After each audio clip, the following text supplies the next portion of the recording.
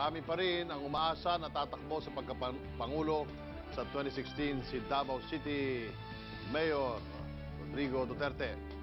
Sa katunayan, isang jingle tungkol sa kanya ang kumakalat sa Facebook. Kinanta ito ng may alias na Latigo Rapper at nasa tono ng kantang Roar ni Katy Perry.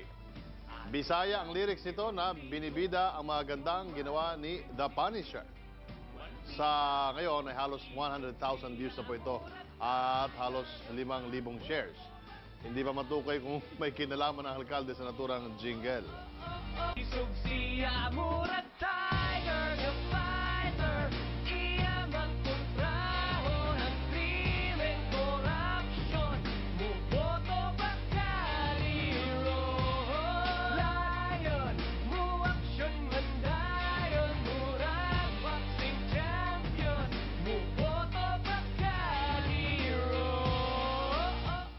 Come back. News 5 everywhere. Copyright 2015. Takbo ka na, Rody. Rody Duterte. Takbo ka na, Rody. Rody Duterte.